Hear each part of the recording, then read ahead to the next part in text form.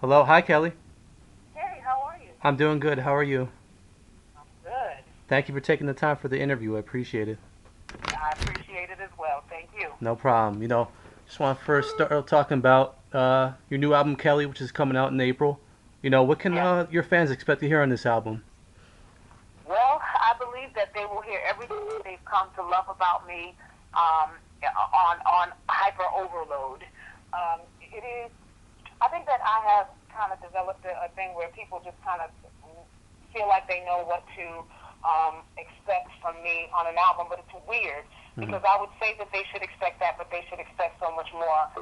I literally have been quoted saying this time around that for everything that people have ever heard me sing about, they've never heard me sing it quite like this, and I say that because I'm different than who I was when I first came out. It's been my first record came out in 1998, Yeah. and we're literally now talking. This is 2011, so this is 13 years ago since I made my first album, and I feel like that the person that I am, the life that I've lived, the experiences that I've had, Hmm.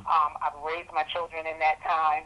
And timeline-wise, I've been saying this. My son was starting first grade when I put the first record out. He is halfway through his first year of college now. Hmm. So that's any indication of how many years between this project and the very first one. There's been a lot of experiences that have shaped me to be where I am and who I am at this moment, that make me very different than the person that I was when I put that first album out. And so I could have never even um, emoted the song back then the way I do now. But Yeah. life itself has caused, I think, another sound to come from me. Hmm. And that sound literally is going to be what moves people. The Okay. words are going to move them because those have evolved as a result of life experiences too.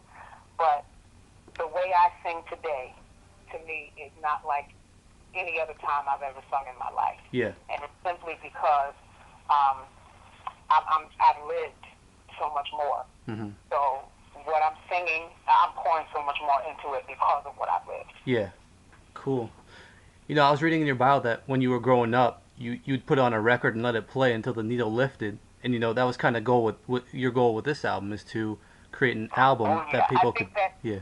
um, unfortunately we've become a singles-driven society, and Yep. I say unfortunately, which sometimes it works out well because you kind of want to hear that was the whole mode of when we used to make tapes. I'm dating myself, but we would make tapes and put our favorite songs on there, and rather than playing the whole album, sometimes we would just have the songs that we want to hear on a tape, Hmm. and we can do that now with outlets like iTunes and other download sites where you can purchase music. But there was a time when literally you had an artist who you loved, and you would put their record on, and you would let it play every song all the way through. You weren't going to go and lift the needle and try to move to the next song. That was too hard anyway. But people made albums that you listened to the first song and let it play all the way through to the end. You didn't skip songs because every single song you loved, every single song you knew all of the words to, and it was a complete front-to-back listening experience or sing-along experience. So you were going through the motions while you were cleaning the house on Yeah. Saturday, doing the laundry, or whatever it was you were doing. Music was the backdrop of whatever your task was for the day. Yep. And you were busy, so you didn't have time to stop and switch songs every few minutes at the end of a song, but you didn't have to either because every song was an amazing song. Yeah. And that's what I wanted to do with this project, and I believe that I was able to accomplish that. I think people will have a wonderful, reminiscent, nostalgic time listening to this project because they'll be able to do that. Yeah. Cool. As a fan of R&B, I definitely feel that's something that's missing these days. So I'm glad that was your goal and that you felt you've created that. So I look forward to hearing this. Hey, me too. So, talk to me about the single "Tired" and how it came together and how it feels to be nominated for a Grammy on that one. Amazing. Yeah. Amazing, amazing. It feels amazing. I have been so blessed in that this album comes more than 5 years after the last project. The Hmm. music industry has gone on roller coaster rides over the course of the last few years. The sounds have changed. They tried to redefine what R&B music is by calling music that I don't really feel is real R&B music, calling it R&B and placing it inside a category and the Yep. genre, and literally artists like me who make the kind of music that I make have been forced to compete with artists who don't make the kind of music we make. Yeah. And so literally, we have Tired, which is it's I'm grateful for the Grammy. I'm grateful because people still want to hear what I have to say, so that's amazing. Tired literally was inspired. I was in a conversation and literally just told, you need to write uninhibited what's going on, what your truth is, and don't hold back. It's a waste of time. R. Kelly said to me, it is a waste. If you're going to do this, he said to me, I just keep hearing you sing this line over and over and over again. I'm tired. Mm-hmm. He said, and you need to write it. I can't write it for you. He said, but if you do it, don't do it unless you're going to tell it and tell it all. Yeah. And that's what real R&B music is. Yeah. It was literally people speaking the raw truth over music, and people sang along because they could relate. Mm-hmm. And so to do that in a world where that format of music has been so, I won't say shunned, but just fighting for its position for the last few years, to be in this place and to be nominated for a Grammy means that, R&B is not gone. It's not dead. People still want to hear it. They still want to hear me, and I'm really grateful. I'm excited. Cool. You mentioned feeling the need to have to compete. Did you ever feel like you had to kind of change your style to compete, or did you always feel like you could just keep doing what you've always done that's been successful? Well, I think that as a singer and as a writer, I know that as a singer and as a writer, I can do anything that anyone asks me to do musically. Mm-hmm. That's not the challenge. My desire to stay true to what's in my heart it was where the issue was always going to come in, because I feel like that just based on my ability, what you need I can give you. But what I know is that my audience knows what's coming from my heart, and they're not going to appreciate anything other than what's heartfelt. Yeah. I think there's a difference between a good sound and someone who backs that sound up with what's real and what's coming from inside of them. Mm-hmm. And so I didn't feel the pressure to conform to what else was happening and being called R&B. Okay. I did get frustrated a little bit because I didn't understand how I could find what I do in artists like Faith Evans and the Elder Barges of the world and people like that, the Kims of the world, the Lettuces of the world, people who make, solid R&B music, and Stone, people like that would find themselves having to compete in the same category as hip-hop artists. It's not the same. Yeah. Or even pop artists. It's Yeah. not, I think that we have categories of music for a reason. Yeah. And it keeps just the ability to do what we do pure, Mm-hmm. so that we don't have to switch up our format in order to stay plausible and to stay relevant. But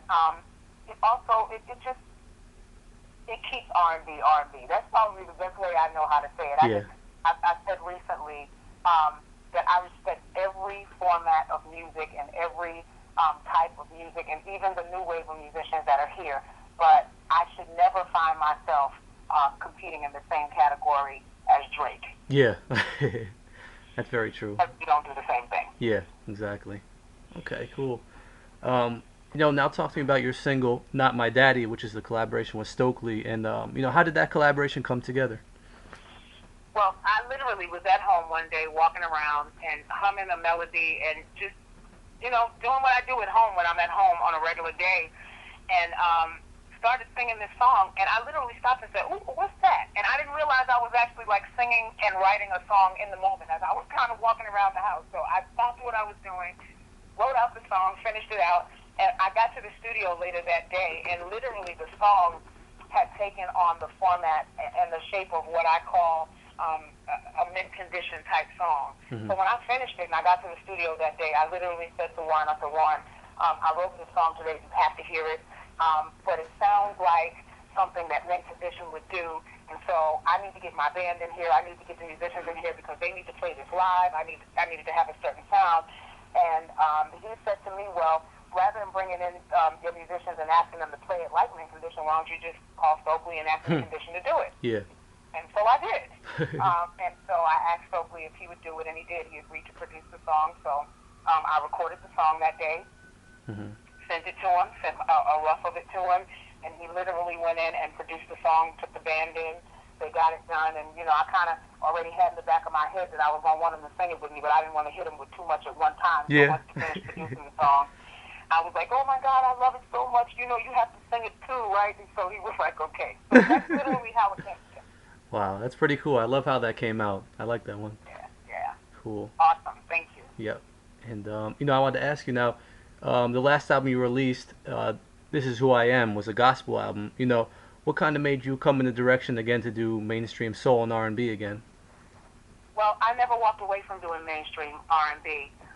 My background is a gospel background. I grew up in church. Yep. I come from a line of preachers and musicians who are in church. That goes generations back in my family. And so I grew up in church and doing music in church, and I still go to church now and participate in the music at my church. And so that's never going to go anywhere. That's as much a part of who I am as all of the music that the public has gotten from me down through the years.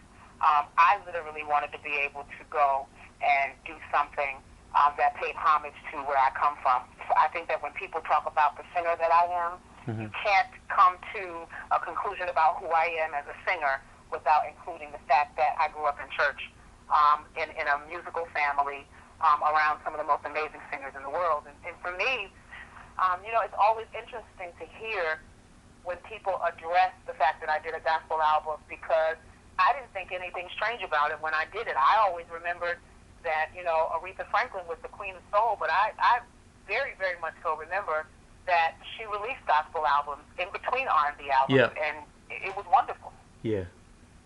Okay. Cool. And I want to talk to you about your writing now, because I know you write a lot of your own music. Where do you feel you developed this talent for writing, and how important is it to you to be able to write your own? Well, you know what? I wrote my first song, or at least what I would call intentionally wrote my first song when I was 7 years old. I've been writing for as long as I can remember. But the first time I sat down to write a song on purpose was at 7 years old. It's something that I did as a kid. I would just write things down and sing about it.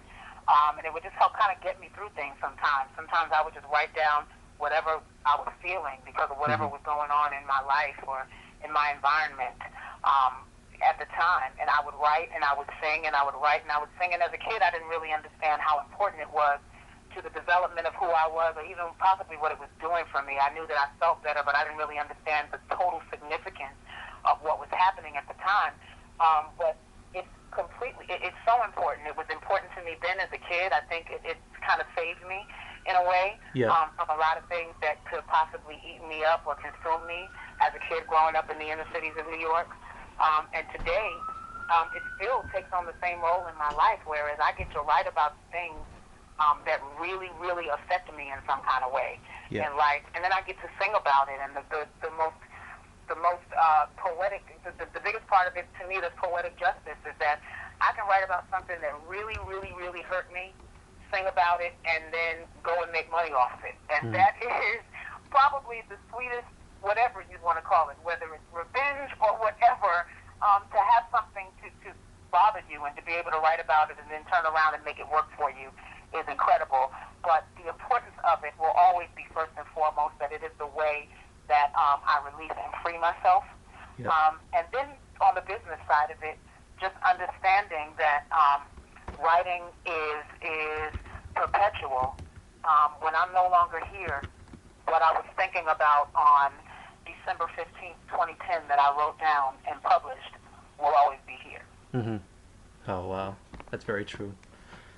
Okay, so now I want to see if you could shed some light on the story for me. And it's I talked to the producer Stevie J in an interview a few months ago, and he told me he first found you singing in the church in Long Island, and he kind of brought you in with to get you writing and singing on some of the Bad Boy projects.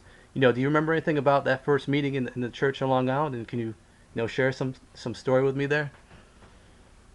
I knew a musician in a church in Long Island who was connected to Stevie's brother, I want to say.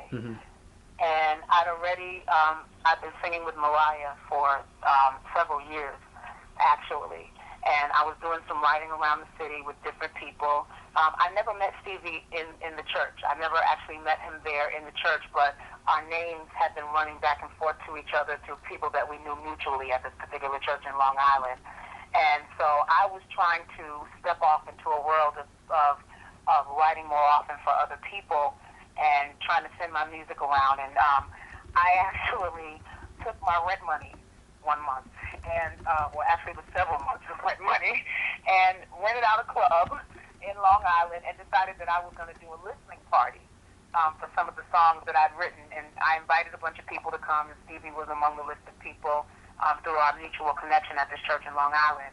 And he was invited to come, and he actually didn't make it that night to the party because he got caught up in the studio. But he called the very next day. He apologized for not making it, and he asked if I would be able to come by the studio and just see him. Mm-hmm. And so when I got to the studio, he was there. We were talking to each other, and literally just sitting and talking to each other, and he started playing the keyboard, and I started singing. And what happened was is that Puff Daddy walked by the room. He heard me singing, and he walked into the room. Had a conversation with Stevie, stepped out of the room. Stevie came back in the room, started playing again. Unbeknownst to me, that conversation was, see if you can get that girl to sing again so I can hear her again. Yeah. And Diddy. And that's what happened.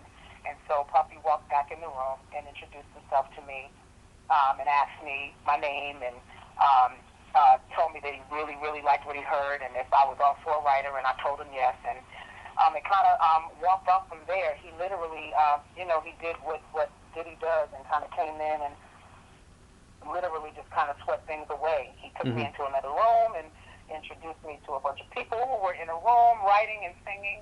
There was a guy group in there. They were singing and talking to each other, and he introduced me to them and told me that he had just signed them, and their name ended up being 112. They didn't even have a name at the point when I met them. Yeah. And so there's a lot of history, a lot of intertwined history in there, and just it was a great time in music making because people were still, doing collaborations in a way where you could just get some of the most incredible stuff. So we did the whole Long Island church connection thing was in there, but I actually never met Stevie in the church. We had a mutual connection at the church in Long Island. Oh, I see. Okay. Who kind of parlayed that whole thing. Yeah. Very cool. Thank you for that, sharing that history with me. I love the history behind the music, so it was really cool to hear that. You're welcome. Yeah. I was just wondering also, was that before, I know you, met Mariah at some point and started working with her. Was that whole situation prior to this Bad Boy situation, or can you give me the timeline there? Oh, yeah. I got connected with Mariah in 1992. Okay. I had a gig through a friend with George Michael, actually. Sang background for George Michael in January of 1992. He was in New York singing, doing a concert a couple of nights at Madison Square Garden, and he wanted to hire some local singers that gave him more of a gospel flavor in addition to his background singers. And so I got a call from a friend who was hired to contract the singers for the George Michael engagement. That was in January of 1992. As you know, George Michael was signed to Columbia at Sony, which is where also Mariah was signed. Yeah. In February, Mariah was planning to do this huge performance of her Carole King song, If It's Over, at the Grammy Awards. And so she wanted a choir behind her because of what happened with the George Michael situation. My friend who contracted the singers for George Michael got the call to contract for Mariah in February of the same year, and he called me to be a part of that group as well. And I joke a lot about my son is the one that got me my gig with Mariah because I was very early in my pregnancy with my son. I was in my first trimester and terribly inflicted with morning sickness all day long. It didn't just come in the morning. Yeah. And this particular day when we were at the rehearsal hall waiting for Mariah, she had gotten caught up, and she was about 3 hours late to this rehearsal. And so they released the choir to go on a meal break and told them, to be back by a certain time, and by that time she would arrive. I was too sick to eat. So I stayed behind in the rehearsal hall and sat at the piano with my friend and started to sing. And Mariah walked in the room while I was singing, and she heard me before I realized I even knew she was standing there listening. And that's how I ended up connecting with her. At the end of that rehearsal, Wow. she sent Trey Lorenz to me, who was her background singer at the time, and he introduced himself to me and told me that they'd heard me singing, and he wanted to know if I would sing again. Mm-hmm. And I did. And Tommy Mottola came to me, and the first thing he said to me is, "I'm going to make you a star." And I looked at him, and here I am, like this, sarcastic kid from the project, and I'm looking at like, who's this dude? And then they asked me if I would be interested in coming to work with Mariah, if I would be interested in coming to be a singer that worked with her on a regular basis. And I told them, sure, give me a call. I didn't think that they would, Yeah. but they did. So February 1992 is Wow. where it all started with me and Mariah. That's so cool. I love that story. I like that. Now I want to ask you, you've had some amazing collaborations over the years with other artists. Is there a favorite of yours or one that maybe stands out to you that you remember the most? Oh, gosh. Eric Clapton, Hmm. incredible. Winona Judd, incredible. The Biggie one, of course, incredible. Yeah. All of them. I like them all for different reasons. They all, to me, Whitney Houston and Tate Edmonds, Yeah. they were all incredible collaborators. Okay. And defining moments in my career for one reason or another. Yeah. Okay, cool. I can't say that I favorite one over the other. No, that's fair. I literally, R. Kelly and Ronald Isley, I mean, what do you say about that? Yeah. They literally, every one of them I love. I love to collaborate. I think that it always creates something special when you can bring talented people together and just let what they do flow freely. You're always going to get something amazing. Yeah. Okay, cool. I'm glad you mentioned R. Kelly because I wanted to ask you, I know you've been one of the only females who's ever had the chance to write, a song for him. What does that honor kind of mean to you? Well, if I can just correct that, not the only female, the only person. Wow, okay, sorry. I apologize. He writes all of his own stuff. He's been known to work with other producers in terms of beat making and tracks and that kind of thing, but he has always insisted on writing what he speaks out of his mouth. Mm-hmm. And that was really interesting because I actually wrote a wish list earlier on in my career as a writer of people that I wanted to write for, and he was one of the people that I had on that list. And in my early grind days, I would hit the pavement hard in Manhattan, taking meetings at the different labels with A&R people and playing my music and trying to get placements. And I remember specifically one day doing a Jive Records with an A&R there, and she said, well, we love everything that you have. Is there anybody specific that you want to talk to me about doing, music for? And I said to her, I want to write a song for R. Kelly. And she looked at me and she said, yeah, well, you need to give me another name because that'll never happen. And literally, I don't even know if it was a year later, he came in town, or maybe a year or so later, he came in town to work with Puffy and the producers there out of the Bad Boy camp on stuff that would eventually end up on the Double R album. Mm-hmm. And he said I got a call at home from Puffy. At this point, I was already doing stuff out of the Bad Boy camp. And he called me one day and he said, listen, I got R. Kelly in town. We're working with him on some stuff. And I just got off the phone with him. And he specifically asked me about having you come in to do some writing for him. Can you get into the studio, or would you even be interested? And, my heart at this point is skipping a beat, and I'm trying to keep calm and stay professional. And I'm literally like, sure, yeah, tell R. Kelly I'll come in tonight, fine, whatever. But I was freaking out on the inside because I'm literally telling myself, this is nuts. This dude writes for himself. Nobody writes for him. But his comments literally were, and he said to Diddy at the time, I've been reading the credits. Who is this girl Kelly Price that you have doing all of this stuff with? Wow. And then when he and I met and got an opportunity to start developing our own relationship, he started flying me into Chicago to write with him and for him for different things. Wow. So that's how we developed our own relationship. That came through the whole Bad Boy thing as well. And he said to me, I love what you do. I've been listening to what you do. He said to me, and he said, you like me. This is what you're like me. You're the female Rob. And I looked at him. I'm laughing because I'm remembering exactly the moment. And he had such a serious look on his face. And And I was saying to myself, what in God's name is he talking about? Yeah. But he said, when you write, you're like me. Mm-hmm. And I feel like you're the only other one who can say what I would say. Yeah. So I need you to write this for me. And that was the wildest thing in the world to Yeah. me at that moment. Wow, that's so cool. Thanks for once again sharing that with me. You're welcome. And finally, I just want to end by talking a little bit about the Queen project. Is that still going to happen? Oh no, I am so buried inside this project and working it so hard. And then Deborah is smack dab in the middle of trying to roll out her Broadway play. When we started this project, and Chef Crawford came to me with the idea of doing the Queen project, I literally had to put my album on the shelf to do it. I was more than halfway finished with this album when he came to me.